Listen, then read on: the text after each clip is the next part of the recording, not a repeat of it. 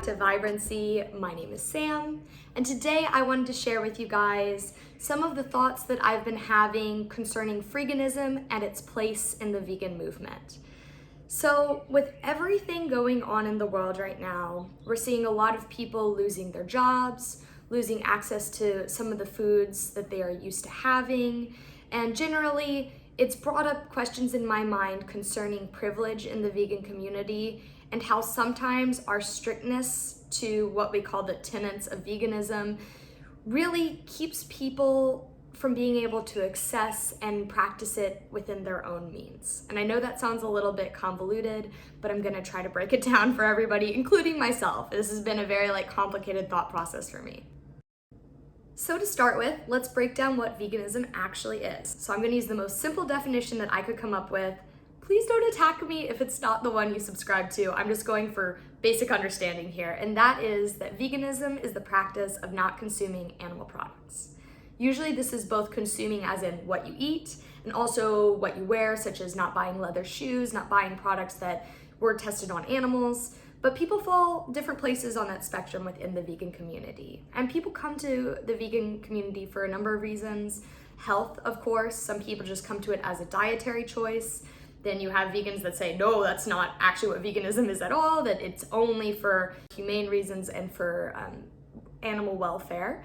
And then you have people that come to it, like me, for environmental reasons. And while I absolutely care about the animals as well, I'm looking also at the broad picture of what factory farming does to our environment and the increase in methane. So those are three general reasons, and I'm sure there's a ton more, but we'll stick to those for now.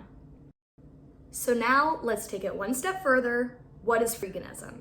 So Freeganism came from the words, I think you can guess, free and vegan, and it's an alternate lifestyle philosophy that tries to decrease consumerism and not play into capitalist society, which can sound very extreme, but again, exists on a continuum, and it exists outside the vegan community, but there also are vegans who practice Freeganism. And this is where things get a little bit tricky and morally murky for some. And that's what I really want to delve into in this video. Now let's explore how these concepts can work together. Somebody who's a vegan and also a freegan will never purchase animal products or meat, but they might consume those products if they're going to go to waste.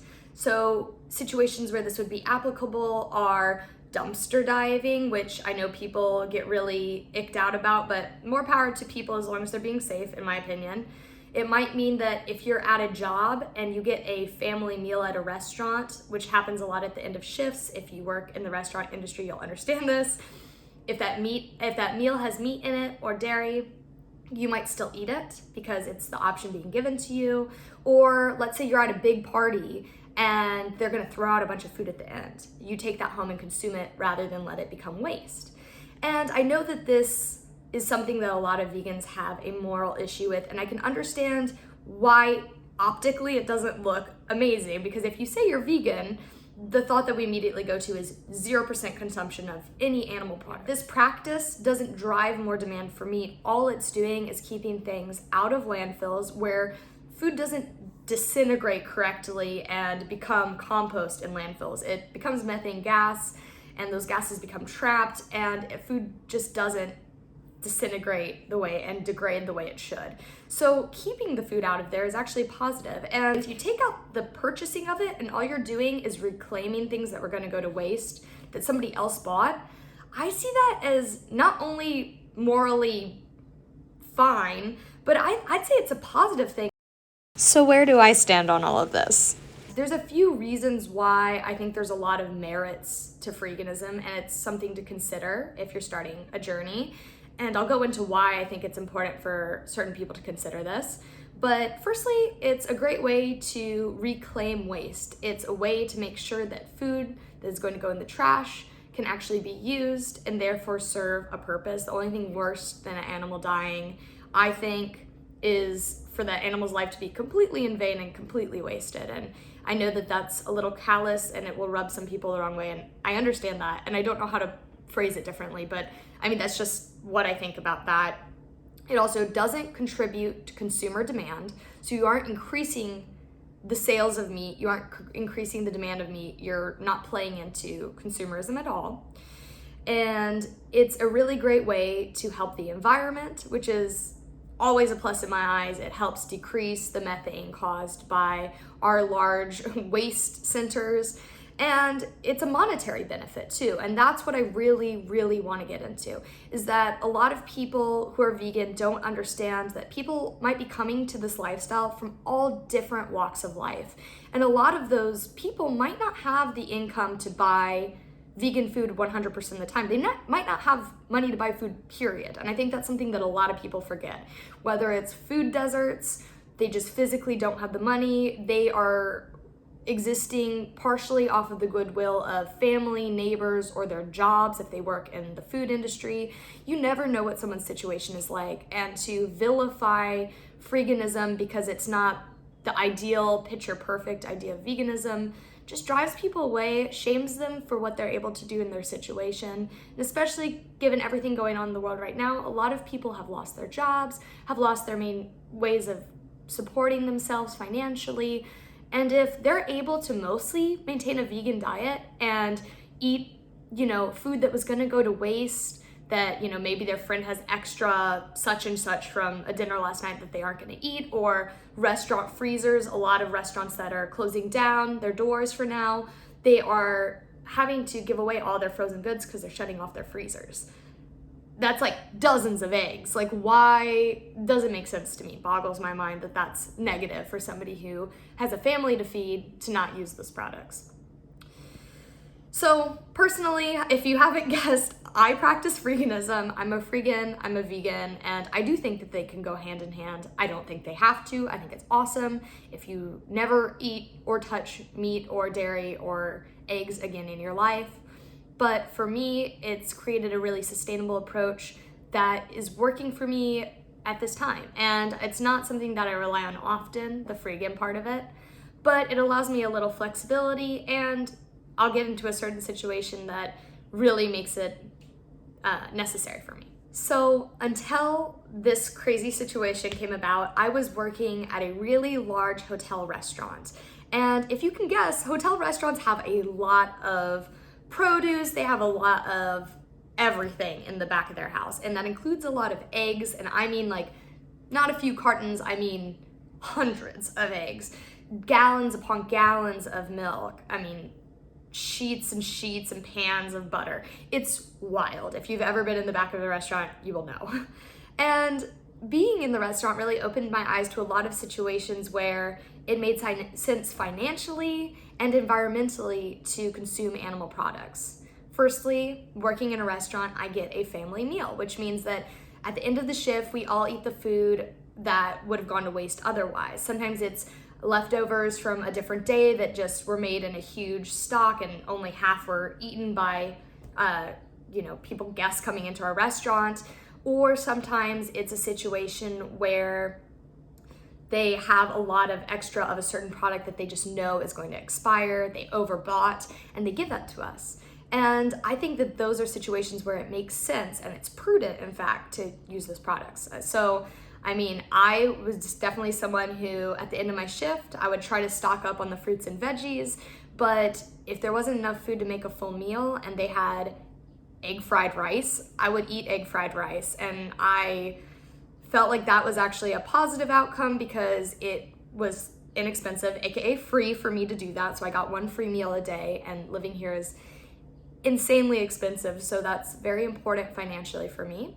And it kept it from going to waste. We literally would take the rest of the food that had been out or that we had cooked that day, we'd have to throw it in trash cans. I mean, it's really, really startling how much food gets wasted. And living here in Hawaii, a lot of my coworkers have multi-generational families that live in one house. So they'll bring home food for their mom, their dad, their brother, their sister, their aunt. I'd bring home food for my boyfriend, and I would get a free meal out of it as well. And that is a huge financial burden that's lifted off of you when you have 1 to 2 meals a day being supplied by your work. And it's a win-win. If we don't eat that food, it literally goes in the trash. With restaurants having to completely close down given the current situation, it's created a really big dilemma when it comes to food waste. So my boyfriend's work actually was kind enough to let him go in and bring almost all of that home.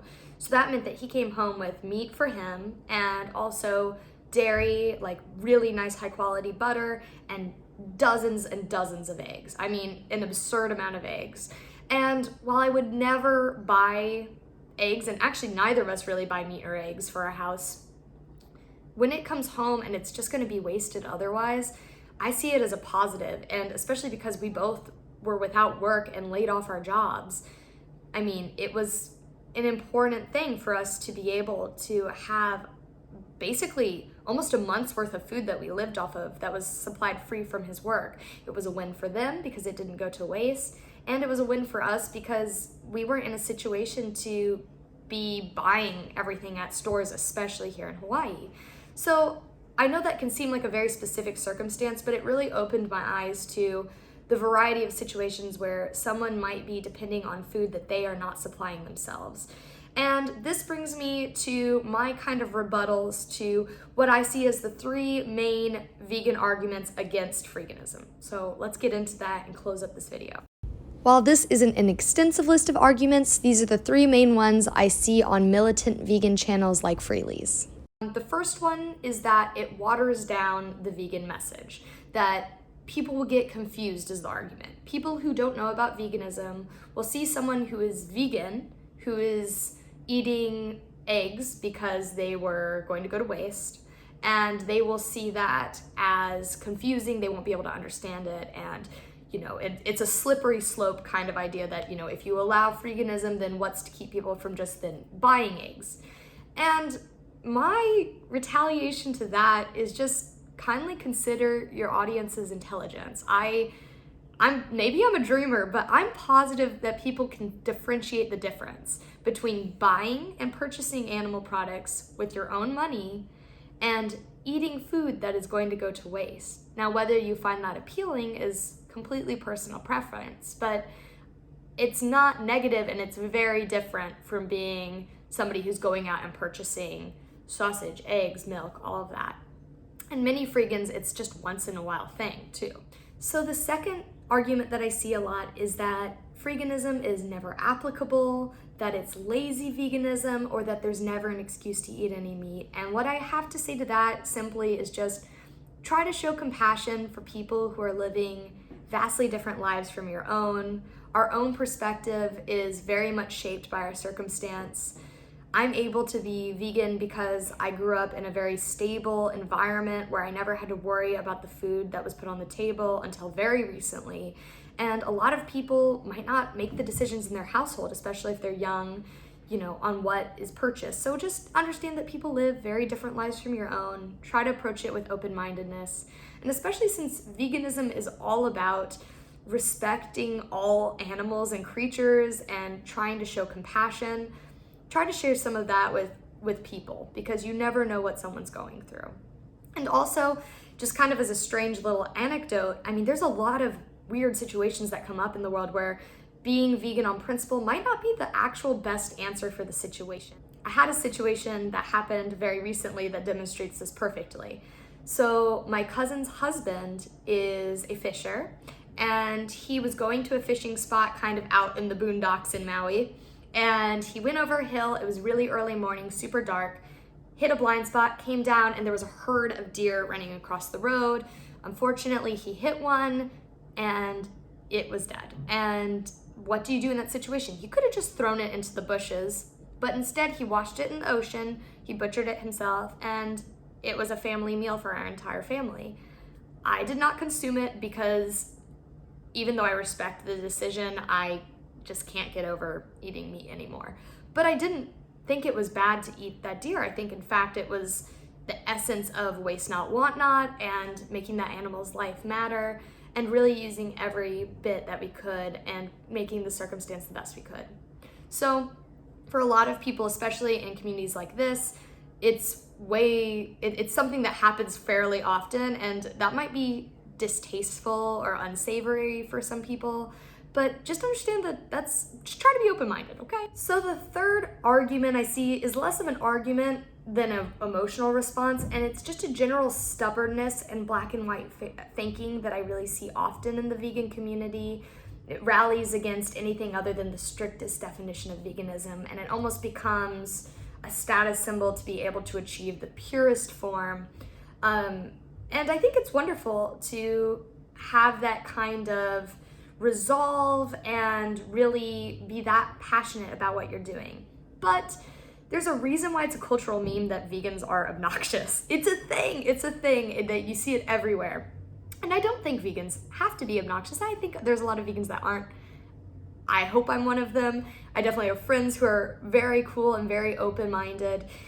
But you see a lot of vegans that are so intolerant of other people's lifestyles. The thing to remember is that that kind of thinking and that kind of emotional response doesn't bring more people into the fold. It draws them away. They turn off the channel. They start to think about whatever else, making lists for the day. They're like, I'm tuned out of this conversation. So the more that we can be a little bit more flexible, the more we can slowly but surely like bring people into the fold, have them get curious, have them get excited, have them see ways that they can participate regardless of their environment or financial circumstance. So that's just something to think about, is what is our end goal? Our end goal is to have people learn about how easy it can be to incorporate veganism and how important it is. So we want to make that a positive, friendly message. The more that you rally against people that you see as doing something a little different than the way you do it, it's just going to draw them away and discourage them from even trying. Some freegan food for thought from me. Thank you so much for watching. That wraps up this video. Let me know what you think. Leave a like, thumbs up, thumbs down, whatever you think about this topic, and definitely write below your thoughts, even if they're in disagreement from mine. As long as we can remain respectful in our discourse, I would love to talk with you guys about this.